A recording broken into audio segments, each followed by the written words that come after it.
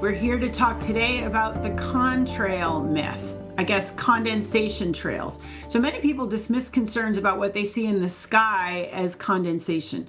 Can you explain why you believe it's absolutely not condensation, including the footage that you referenced showing nozzles spraying, turning on and off? It's not a matter of belief. It's a matter of if people accept what they can see with their own eyes.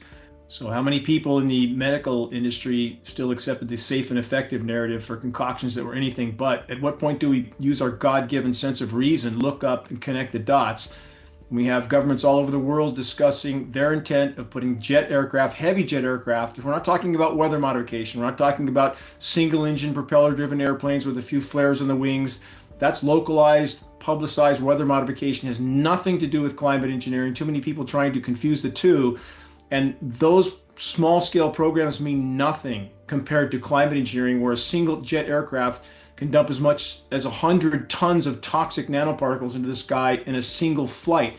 So in our skies, how many people have seen blue skies? Mary, have you seen many blue skies of late? Truly deep blue skies? When's the last time you saw one of those? Long time ago. It is extraordinary. You know, you see these lines across the sky all the time. But you mentioned the term nanoparticles, Dane. What do you mean? Explain that in plain English for people. What are nanoparticles?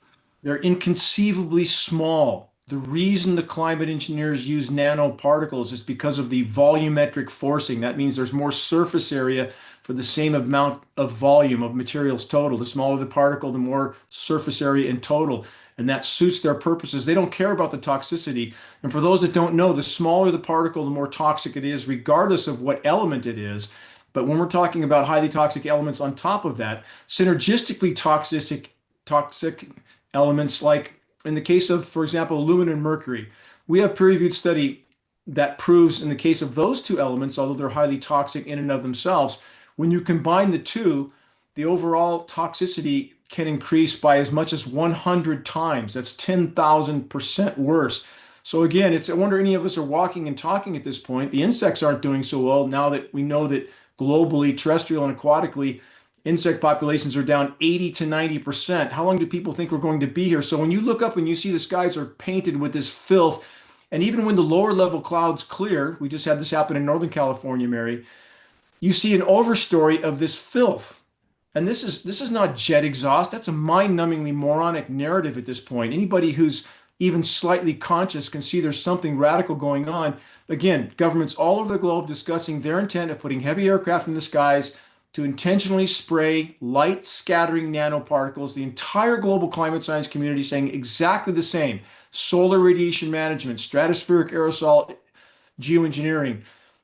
These are the science terms for doing exactly what I just described. It's obviously going on. Of course, they're not going to ask our permission. Did they ask our permission to detonate 2,400 nuclear bombs that contaminated the entire planet? No. People need to wake the hell up soon, Mary. What we're seeing in our skies is not condensation. It's sprayed particulate dispersions with very few exceptions. They shouldn't be there. Jet engines burn clean. So if there's anything coming out of them, it's an additive. They're absolutely not contrails. Contrails do not linger, dissipate, and go into cloud coverage, period, in the report. And I kept saying to people, what is this? Because now the sky is no longer blue, it's starting to turn gray. And what I found was kind of like it was not socially acceptable. We're all going to pretend this is not really happening. And I thought, oh, this is very bad. Most are unfamiliar with a science term called global dimming. That term refers to the amount of direct sunlight that no longer reaches the surface of the planet due to light scattering particles that are building up in the atmosphere. And although many of these particles are from industrialized pollution, the larger majority are from the ongoing climate engineering solar radiation management operations.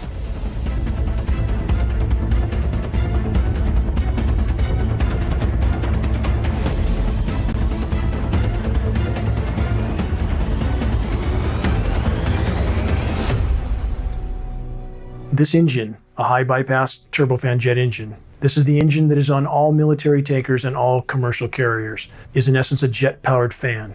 90% of the air that moves through this engine is non-combusted. This engine by design is nearly incapable of producing any condensation trail except under rare and extreme circumstances. And again, we have film footage of aircraft flying at altitude with nozzles visible, turning on and off.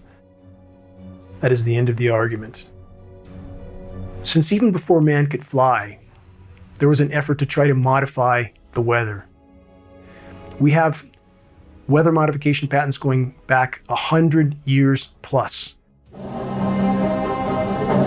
These are historical films of what can be done with a biplane, a small biplane that carries a very small payload. And that much can be done. How much more can a fully loaded military tanker, KC-10, KC-135, C-17 Globemaster, how much more material can they put in the air? About 500 times more with a single tanker. In regard to the condensation trail narrative, many refer back to the trails left by World War II bombers as proof that we are only seeing condensation trails in our skies. But geoengineeringwatch.org found on military archives film footage, which we posted, of World War II B-17s at altitude turning off a sprayed dispersion. We know that climate engineering was deployed immediately after World War II, so testing was absolutely ongoing. Clearly, these bombers were used for beta testing. Film footage proves it. Weather was a weapon used over Vietnam. Would you expect that to be then deleted from the availability? No. To continue to expand the scientific aspects of it, to have it available in your portfolio of weapons, would be a natural process. Therefore, should you expect that it is available on demand to have the ability to modify weather? Absolutely, within this country and others. Climate engineering is the crown jewel of the military-industrial complex. Climate engineering has been used to destabilize and topple nations all over the globe, facilitating military occupations by hostile countries like the US. We know that some of these countries are having their precipitation cut off because they have stated so on the floor of the UN, like the president of Iran stating emphatically that NATO weather modification programs were cutting off the precipitation to Iran, but US media never covered it. We have an economic model operating globally, which is operating based on covert force. And I have very serious questions after watching the financial patterns as to whether that financial force or that force includes weather warfare. People were coming to me, telling me about this. So because of that, I went to the government in Ottawa under Freedom of Information. There was a 40-page report, of which half the pages were completely blank, and the other half had a lot of blank outs. But there was sufficient information to tell me that, yeah, they're aware. They call it geoengineering. One of the big problems is that when we find some new technology, we get all excited by it, by the potential benefits of that technology, and often implement it and use the technology before we have any idea of the negative effects. Shouldn't it be considered that every breath we take is laden with highly toxic particles that are wreaking havoc in our own bodies? Particles that aren't being reported by any air quality testing systems. Any official air quality testing are looking for PM10 or PM2.5, 2.5 microns at best. The climate engineering nanoparticulates are exponentially smaller. They go virtually unreported. These nanomaterials generate reactive oxygen species in biological materials, damage tissue, lead to advanced aging, cause cancer, causative agents of dementia. So, yeah, we might think that we're doing something positive for humanity to save our species, but we're also poisoning ourselves.